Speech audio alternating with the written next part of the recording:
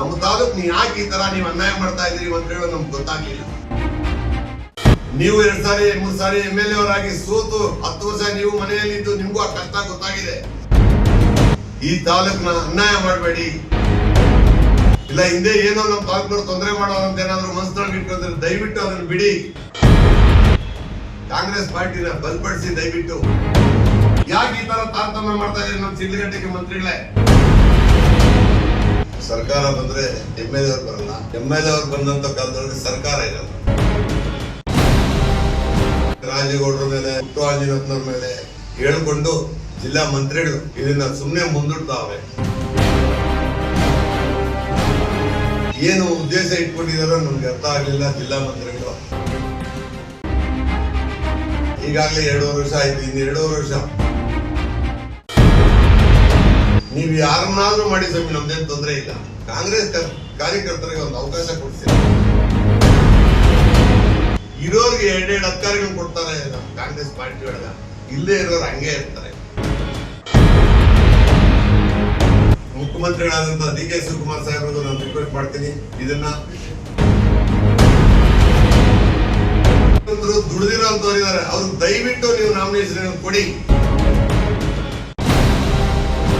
ಗುಂಪುಗಳು ನೀವು ಮಾಡಕ್ ಬರ್ಬೇಡ್ರಿ ಜಿಲ್ಲಾ ಮಂತ್ರಿಗಳು. ಇಲ್ಲಿ ಗುಂಪುಗಳಿಲ್ಲ, ಕಾಂಗ್ರೆಸ್ ಪಾರ್ಟಿ ಒಂದೇ ಇರೋದು.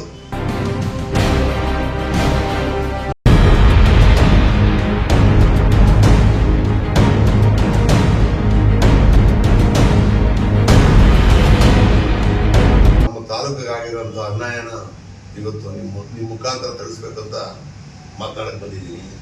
ಸರ್ಕಾರ ಬಂದ್ರೆ MLA ಅವ್ರು ಬರಲ್ಲ, MLA ಅವ್ರು ಬಂದಂತ ಕಾಲದಲ್ಲಿ ಸರ್ಕಾರ ಇರಲ್ಲ.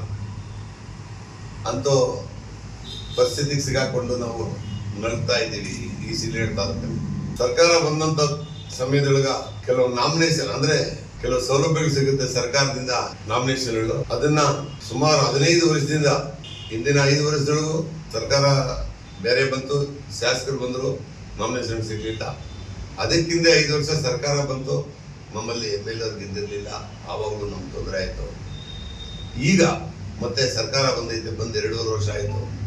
ಇವತ್ತರವರೆಗೂ ಇಡೀ ಜಿಲ್ಲೆಯೊಳಗೆ ಎಲ್ಲಾ ತಾಲೂಕುಗಳಿಗೂ ಎಲ್ಲಾ ಡಿಪಾರ್ಟ್ಮೆಂಟ್ಗಳಿಗೂ ನಾಮಿನೇಷನ್ ಸೃಷ್ಟಿ ಮಾಡಿ ಉತ್ತರಿಸಿರ್ತಾರೆ. ಆದ್ರೆ ರಾಜೇಗೌಡರ ಮೇಲೆ ಪುಟ್ಟರಾಜನವ್ರ ಮೇಲೆ ಹೇಳ್ಕೊಂಡು ಜಿಲ್ಲಾ ಮಂತ್ರಿಗಳು ಇದನ್ನ ಸುಮ್ಮನೆ ಮುಂದೂಡ್ತಾವೆ.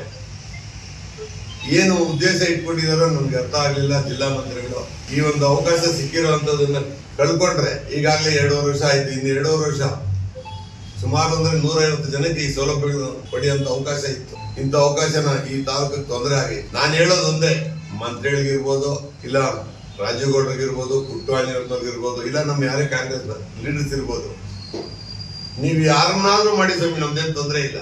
ಕಾಂಗ್ರೆಸ್ ಕಾರ್ಯಕರ್ತರಿಗೆ ಒಂದು ಅವಕಾಶ ಕೊಡಿಸಿ ಅಂತ ನಾನು ಈ ಸಮಯದಲ್ಲಿ ರಿಕ್ವೆಸ್ಟ್ ಮಾಡ್ಕೊಳ್ತೀನಿ. ನೀವು ತಾರತಮ್ಯ ಮಾಡ್ತಾ ಇದ್ದೀರಿ ಅಂತ ನಮ್ಗೆ ಇದುವರೆಗೂ ಅರ್ಥ ಆಗಿದೆ. ಅದರಿಂದ ಕೂಡಲೇ ಈ ನಾಮಿನೇಷನ್ ಸೀಟ್ಗಳು ಏನಿದೆ, ತಾಲೂಕು ಆಫೀಸ್ಗಿರ್ಬೋದು, ಹಾಸ್ಪಿಟ್ಲಿಗಿರ್ಬೋದು, ನಮ್ಮ ನಗರಸಭೆಗಿರ್ಬೋದು, ಇನ್ನೂ ಬೇಕಾದಷ್ಟು ರೀತಿ ತಾಲೂಕು ಮಟ್ಟದಲ್ಲೇ ಬೇಕಾದ 150 ಜನಕ್ಕೆ ಈ ಒಂದು ಅವಕಾಶಗಳು ಮಾಡಿಕೊಡ್ಬೋದು. ಇದನ್ನ ನಾನು ಕಳ್ಕಳೆಯಿಂದ ಎಲ್ಲರನ್ನೂ ಕೇಳ್ಕೊಳ್ತೀನಿ, ದಯವಿಟ್ಟು ಈ ಒಂದು ನಾಮಿನೇಷನ್ ಕೂಡಲೇ ಮಾಡ್ಬೇಕಂತ ಕೇಳಕ್ ಇಷ್ಟಪಡ್ತೀನಿ. ಹಾಗೆ 5ನೇ ವರ್ಷ ಆಯ್ತು, ಇವತ್ತರವರೆಗೂ ಬದಲಾವಣೆ ಮಾಡಲಿಲ್ಲ. ಆದ್ರೆ ಈಗ ಇರೋವರೆಗೆ ಜಿಲ್ಲಾ ಅಧ್ಯಕ್ಷರು ಮತ್ತೆ ಅವರಿಗೆ ಬೇರೆ ಇನ್ನೂ ಒಂದು ಅವಕಾಶ ಕೊಟ್ಟಿದ್ದಾರೆ, ಜಿಲ್ಲಾ ಪ್ರಾಧಿಕಾರ ಅಧ್ಯಕ್ಷರನ್ನಾಗಿ. ಇರೋರಿಗೆ 2 ಅಧಿಕಾರಿಗಳು ಕೊಡ್ತಾರೆ ನಮ್ಮ ಕಾಂಗ್ರೆಸ್ ಪಾರ್ಟಿ ಒಳಗ. ಇಲ್ಲೇ ಇರೋರು ಹಂಗೆ ಇರ್ತಾರೆ.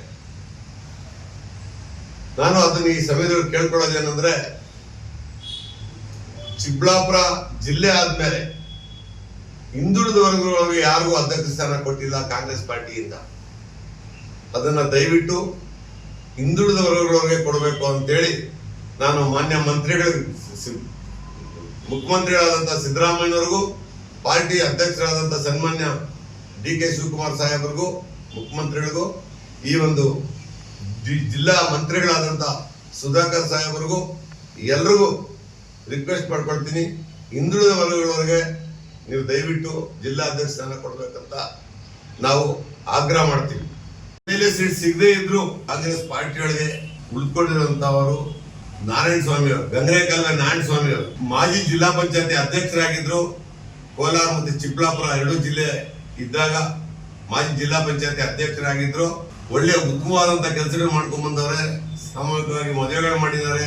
ಸಾಮೂಹಿಕವಾಗಿ ಎಲ್ಲಾ ಜನಾಂಗವನ್ನು ವಿಶ್ವಾಸಕ್ಕೆ ತಗೊಂಡು ದೇವಸ್ಥಾನಗಳು ಕಳ್ಸ್ಕೊಡೋದಿರ್ಬೋದು, ಪಾರ್ಟಿ ಕೆಲಸ ಏನ್ ಶ್ರದ್ಧೆಯಿಂದ ಮಾಡ್ಬೇಕು ಅದನ್ನೆಲ್ಲ ಮಾಡ್ಕೊಂಡು ಬಂದು ಇವತ್ತು ಒಳ್ಳೆ ನಿಷ್ಠೆಯಿಂದ ಇದ್ದಾರೆ. ಅವರಿಗೆ ಕೊಡಿ ಅಂತ ಹೇಳಿ ಅದು ಒಂದು ನಾನು ಆಗ್ರಹ ಮಾಡೋದಕ್ಕೆ ಈ ಸಮಯದಲ್ಲಿ ಇಷ್ಟಪಡ್ತೀನಿ. ಜನಾಂಗ ಹೆಚ್ಚಾಗಿದ್ದು ಯಾವುದೇ ಒಂದು ಅವಕಾಶ ಸಿಗಿಲ್ಲ ನಮ್ಮ ಕುರುಬ ಜನಾಂಗಕ್ಕೆ. ದಯವಿಟ್ಟು ಜಿಲ್ಲಾ ಮಂತ್ರಿಗಳು, ಮುಖ್ಯಮಂತ್ರಿಗಳಾದಂತಹ DK ಶಿವಕುಮಾರ್ ಸಾಹೇಬ್ರಿಗೂ ನಾನು ರಿಕ್ವೆಸ್ಟ್ ಮಾಡ್ತೀನಿ, ಇದನ್ನ ದುಡಿದಿರೋ ಅಂತವ್ರು ಇದಾರೆ, ಅವ್ರಿಗೆ ದಯವಿಟ್ಟು ನೀವು ನಾಮಿನೇಷನ್ ಕೊಡಿ. ಯಾರಿಗೆ ಕೊಡಿ, ಕಾಂಗ್ರೆಸ್ ಅವ್ರಿಗೆ ಕೊಡಿ, ನಮ್ಮ ಕಾರ್ಯಕರ್ತರಿಗೆ ಕೊಡಿ. ನಾವು ಬಂದು ಪ್ರೆಸ್ ಮೀಟ್ ಮಾಡಿದ್ವಿ ಅಂತ ಹೇಳಿ ನಮಗ್ ಬೇಕು ಅಂತ ನಾವು ಕೇಳ್ಕೊಳಕ್ ತಮ್ಮ ಹತ್ರ ಬಂದಿಲ್ಲ. ಈಗಾಗಲೇ ನಮ್ಗೆ ಯಾವ್ದೋ ಒಂದೊಂದು ಅವಕಾಶ ಕೊಟ್ಟಿದ್ದೀರಿ, ನಾವು ಅದರಲ್ಲಿ ಇದ್ದೀವಿ, ನಮ್ಗೆ ಅದೇ ನಾವು ಮುಂದರ್ಸ್ಕೊಂಡು ಹೋಗ್ತೀವಿ. ಉಳಿದಂತ ಕಾರ್ಯಕರ್ತರಿಗೆ ಗುಂಪುಗಳು ನೀವು ಮಾಡಕ್ ಬರ್ಬೇಡ್ರಿ. ಜಿಲ್ಲಾ ಮಂತ್ರಿಗಳು ಇಲ್ಲಿ ಗುಂಪುಗಳಿಲ್ಲ, ಕಾಂಗ್ರೆಸ್ ಪಾರ್ಟಿ ಒಂದೇ ಇರೋದು. ನೀವು ಯಾರೇ ಕೊಡಿ ಕಾಂಗ್ರೆಸ್ನವ್ರಿಗೆ ನಾವು ಬದ್ಧವಾಗಿರ್ತೀವಿ ಅಂತ ಹೇಳೋದಕ್ಕೂ ಇಷ್ಟಪಡ್ತೀನಿ. ನೀವೆಲ್ಲಾ ನಾಮಿನೇಷನ್ ತಗೊಂಡಿದ್ದೀರಿ, ಎಲ್ಲಾ ಅವಕಾಶಗಳು ಇಡೀ ಜಿಲ್ಲೆ ಒಳಗ ಎಲ್ಲಾ ತಾಲೂಕುಗಳಿಗಿಂತ ಹೆಚ್ಚಾಗಿ ನಿಮ್ ತಾಲೂಕಿಗೆ ಹಣನೂ ಸಂದಾಯ ಮಾಡಿದಿರಿ ನೀವು ಕಾಮಗಾರಿಗಳಿಗೆ. ನಮ್ಗೇನ ಅದ್ರ ಬಗ್ಗೆ ಬೇಜಾರಿಲ್ಲ. ನಮ್ಮ ತಾಲೂಕ್ ನೀವು ಯಾಕೆ ಈ ತರ ನೀವು ಅನ್ಯಾಯ ಮಾಡ್ತಾ ಇದೀರಿ ಅಂತ ಹೇಳೋದು ನಮ್ಗೆ ಗೊತ್ತಾಗ್ಲಿಲ್ಲ. ದಯವಿಟ್ಟು ಎಚ್ಚೆತ್ಕೊಂಡು ಈ ತಾಲೂಕ್ನ ಸಾಧ್ಯವಾದಷ್ಟು ನಿಮ್ ಜೊತೆ ಕರ್ಕೊಂಡೋಗಿ ಅಂತ ನಾವು ರಿಕ್ವೆಸ್ಟ್ ಮಾಡ್ಕೊಳ್ತೀವಿ. ತಾರತಮ್ಯ ಯಾಕೆ ಮಾಡ್ತಾ ಇದೀರಿ? ಹಿಂದೆ ನೀವು ಕಷ್ಟಗಳು ಅನುಭವಿಸಿದಿರಾ. ನಿಮ್ ತಾತ ಅವ್ರ MLA ಅವರು, ನಿಮ್ ತಂದೆಯವರು ಮಿನಿಸ್ಟ್ರು, ನೀವು 2 ಸಾರಿ 3 ಸಾರಿ MLA ಅವರಾಗಿ ಸೋತು 10 ವರ್ಷ ನೀವು ಮನೆಯಲ್ಲಿದ್ದು ನಿಮ್ಗೂ ಆ ಕಷ್ಟ ಗೊತ್ತಾಗಿದೆ. ಆ ಕಷ್ಟ ತಳ್ಕೊಂಡು ಸಿಡ್ಲಘಟ್ಟ ತಾಲೂಕಿನ ಯಾವ ತರ ಮುಂದರ್ಸ್ಕೊಂಡು ಹೋಗ್ಬೇಕು ಅಂತ ಹೇಳಿ ದಯವಿಟ್ಟು ಆಚೆ ಬನ್ನಿ ಸ್ವಾಮಿ. ಈ ತಾಲೂಕ್ನ ಅನ್ಯಾಯ ಮಾಡಬೇಡಿ. ಇಲ್ಲ ಹಿಂದೆ ಏನೋ ನಮ್ಮ ತಾಲೂಕಿನವ್ರು ತೊಂದರೆ ಮಾಡೋರಂತ ಏನಾದ್ರು ಮನಸ್ಸಿನೊಳಗೆ ಇಟ್ಕೊಂಡ್ರೆ ದಯವಿಟ್ಟು ಅದನ್ನ ಬಿಡಿ. ಕಾಂಗ್ರೆಸ್ ಪಾರ್ಟಿನ ಬಲಪಡಿಸಿ. ದಯವಿಟ್ಟು ನೀವು ಇನ್ನೂ ಯುವಕರಿದ್ದೀರಿ, ಮುಂದೆ ಇನ್ನೂ ಒಳ್ಳೆ ಸ್ಥಾನ ಬರುವಂತ ಸಮಯ ಇದೆ ನಿಮ್ದು. ನಿಮ್ಗೆ ಗೊತ್ತಾಗುತ್ತೆ. ಬರೀ ನಿಮ್ ಕ್ಷೇತ್ರ ನಿಮ್ ತಾಲೂಕ್ ಮಾತ್ರನೇ ಗೊತ್ತಾಗದ, ನಿಮ್ಗೆ ಬೇರೆ ತಾಲೂಕುಗಳು ಗೊತ್ತಾಗೋದೇ ಇಲ್ವಾ? ಯಾಕೆ ಈ ತರ ತಾರತಮ್ಯ ಮಾಡ್ತಾ ಇದ್ದಾರೆ ನಮ್ ಸಿಡ್ಲಘಟ್ಟಕ್ಕೆ ಮಂತ್ರಿಗಳೇ? ನಮ್ದೇ ಸರ್ಕಾರ ಇದ್ದು, ನಮ್ದೇ ಮಂತ್ರಿಗಳಿದ್ದು, ಇಲ್ಲಿ MLA ಇಲ್ಲ ಅಂತ ಹೇಳಿ ಒಂದೇ ಒಂದು ದುರುದ್ದೇಶ ಇಟ್ಕೊಂಡು ಈ ತಾಲೂಕ್ನ ನೀವು ಬಲ್ಪಸಿ ಮಾಡ್ತಾ ಇದ್ದೀರಿ. ದಯವಿಟ್ಟು ಬಂದು ನಮ್ಮ ಸ್ಟೇಡಿಯಂ ಒಂದ್ಸಾರಿ ನೋಡಿ, ಅಲ್ಲಿ ಏನಿದೆ ಅಂತ. ಬೆಳಗ್ಗೆ ಆದ್ರೆ 1000 ನಾಯಿ ಇರ್ತೈತೆ ಅಲ್ಲಿ, ಭಯ ಆಗುತ್ತೆ ಒಬ್ಬೊಬ್ರು ಹೋಗೋದಕ್ಕೆ. ಅಲ್ಲಿ ಮಳೆ ಬಂದ್ರೆ ನಿಂತ್ಕೊಳ್ಳಕ್ ಛಾವಣಿ ಇಲ್ಲ. ಇಲ್ಲ ಏನಾದ್ರು ಸ್ವಲ್ಪ ಹೆಚ್ಚು ಕಡಿಮೆ ಆಯ್ತು ಅಂದ್ರೆ ಅಲ್ಲಿ ರೆಸ್ಟ್ ತಗೊಳಕ್ ರೂಮ್ ಇಲ್ಲ. ಮೂಲಭೂತ ಸೌಕರ್ಯಗಳಂತೂ ಸಿಡ್ಲಘಟ್ಟದಲ್ಲಿ ಏನೂ ಇಲ್ಲ. ಯಾಕೆ? ಏನ್ ಅನ್ಯಾಯ ಮಾಡಿದ್ದಾರೆ ಸಿಡ್ಲಘಟ್ಟದ ನಾಗರಿಕರು ನಮ್ಗೆ ಅರ್ಥ ಆಗ್ತಾ ಇಲ್ಲ. ಮಂತ್ರಿಗಳೇ ಯೋಚನೆ ಮಾಡ್ಬೇಕು. ಮಾನ್ಯ ಮಂತ್ರಿಗಳು, ಪ್ರತಿಯೊಬ್ಬ ರೈತನು ಜಮೀನು ಉತ್ಕೊಂಡು ತಿಂತಾ ಇರ್ತಾನೆ. ಪ್ರತಿ 5 ವರ್ಷಕ್ಕೊಂದ್ಸಾರಿ ಅದಕ್ಕೆ ಕಮಿಟಿಗಳು ಬಂದು ಅದಕ್ಕೆ ಯಾರೇ ಇದ್ರು MLA ಅವರ ಅಧ್ಯಕ್ಷರು ಇರ್ತಾರೆ. ಸರ್ಕಾರ ಬಂದ್ರೆ ಅದಕ್ಕೆ ನಾಮಿನೇಷನ್ ಇಂದ ನಿರ್ದೇಶನ ಮಾಡಿರ್ತಾರೆ. ಅದು 15 ವರ್ಷದಿಂದ ನಮ್ಮಲ್ಲಿ ಕೆಲಸ ಆಗಿಲ್ಲ. ನಾವೊಬ್ಬರಿಗೆ ಸಾಗುವಳಿ ಸಿಟಿ ಕೊಡಕ್ ಆಗ್ಲಿಲ್ಲ. ಇವತ್ತು ಜಮಕೋಟೆ ಹತ್ರ 3500 ಎಕರೆನ 4000 ಎಕರೆನ ಕೊಡ್ತಾ ಇದ್ದೀರಿ. ಅದರಲ್ಲಿ ಎಷ್ಟೋ ಜನ ರೈತರು ಉತ್ಕೊಂಡು ಸುಮಾರು ವರ್ಷಗಳಿಂದ ಕೆಲಸ ಮಾಡ್ತಾ ಇರೋಂಥವ್ರಿಗೆ ಇವತ್ತು ನ್ಯಾಯವಾಗಿ ತೊಂದರೆ ಆಗಿದೆ. ಅಲ್ಲಿ ಸಮಯ ಯಾಕಾಯ್ತು ತೊಂದರೆ ಹೇಳಿ? ಕರೆಕ್ಟ್ ಟೈಮ್ ಅವ್ರಿಗೆ ಸಾಗುವಳಿ ಚೀಟಿ ಕೊಡಕ್ ಆಗದೆ ಅವ್ರನ್ನ ರೈತನ ಬಲ್ಪಸಿ ಮಾಡಿ ಹಾಳು ಮಾಡ್ತಾ ಇದೀರಿ ಅಂತ ಹೇಳಕ್ ಈ ದಿನಗಳಲ್ಲಿ ಪತ್ರಕರ್ತರು ನಿಮ್ಗೂ ಗೊತ್ತಿರ್ತೈತೆ. 1500 ಎಕರೆ ಅಲ್ಲಿ ಇವತ್ತು ಏನು ರೆಕಾರ್ಡ್ ಇದ್ರೆ ಉತ್ಕೊಂಡು ರೈತರು ಅವನ್ನೆಲ್ಲ ಓಡಿಸ್ತಾವ್ರ. ಅದಕ್ಕೆ ಒಂದು ಗ್ಯಾಂಗ್ ತಯಾರಾಗ್ಬಿಟ್ಟವ್ರೆ, ಹೆಂಗ್ ರಿಕಾರ್ಡ್ ಮಾಡ್ಬೇಕು. ಇವತ್ತಲ್ಲಿ ನಿಜವಾಗ ಗಲಾಟೆ ಮಾಡ್ತಾ ಇರೋಂತ ಯಾರಂದ್ರೆ ಇಂಥೋ ಜನನೇ. ಪಾಪ ಅವ್ರ ಸಾಗುವಳಿ ಚೀಟಿಗಳಿದೆ ಪಾಪ ಇರೋ ಅಂತವ್ರೆ ಇವತ್ತು ಗಲಾಟೆ ಮಾಡ್ತಾ ಇರೋದ್ರಲ್ಲಿ. ಸಾಗುವಳಿ ಚೀಟಿಗಳಿರೋರು ಇರ್ಬೋದು, ರಿಕಾರ್ಡ್ಸ್ ಇರೋರು ಇರ್ಬೋದು, ಅವ್ರು ರೆಡಿ ಇದಾರೆ ಮಾಡ್ಕೊಂಡು ದುಡ್ಡು ಮಾಡ್ಕೊಳಕ್ಕೆ.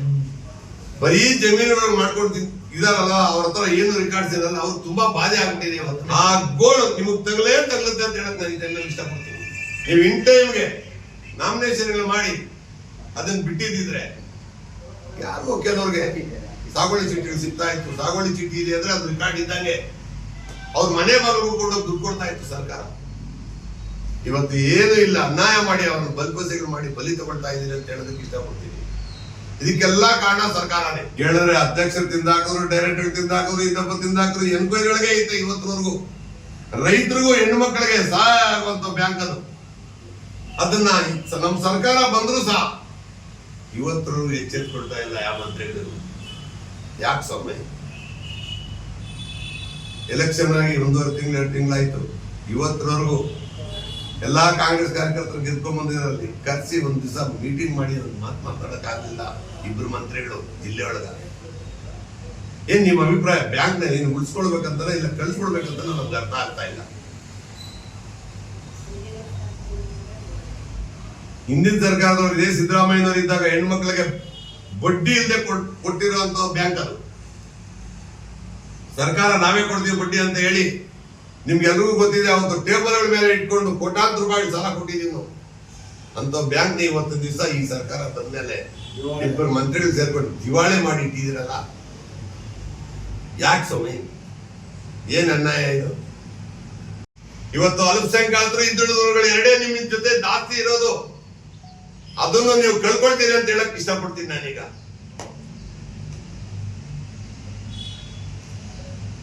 ಮಂತ್ರಿಗಳೇ ಅಂತ ಹೇಳಕ್ ಇಷ್ಟಪಡ್ತೀನಿ ನಾನು.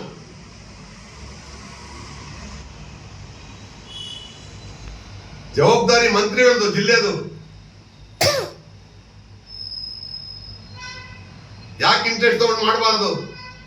ಒಂದು ತಾಲೂಕೊಳಗೆ ಒಂದು MLA ಗೆದ್ದಿಲ್ಲ ಅಂತ ಹೇಳಿದ್ರೆ ಆ ಜವಾಬ್ದಾರಿ ತಗೊಳ್ಳೋದು ಡಿಸ್ಟ್ರಿಕ್ಟ್ ಮಿನಿಸ್ಟ್ರು. ಏನೇ ಕಷ್ಟ ಸುಖ ಇದ್ರು ಅದನ್ನ ತಗೊಂಡೋಗುವಂಥದ್ದು ಡಿಸ್ಟ್ರಿಕ್ಟ್ ಮಿನಿಸ್ಟ್ರದು.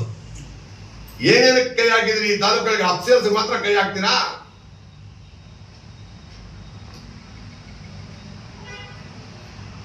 ಯಾವುದೇ ಒಂದು ಪ್ರೈವೇಟ್ ಫಂಕ್ಷನ್ ಹೋಗಿ ಕರೆದ್ರೆ ನಾನು ಬರಕ್ಕಾಗಲ್ಲಪ್ಪ, ನನಗೆ ಸರ್ಕಾರಿ ಕಾರ್ಯಕ್ರಮಗಳು ತುಂಬಾ ಇದೆ, ಇದೇ ತರ ಹೇಳ್ತಾರ ಅವರು. ಅದರಿಂದ ನಾವು ಹೋಗಕ್ಕೆ ಅವಕಾಶನೇ ಕೊಡಲ್ಲ ಅವರು.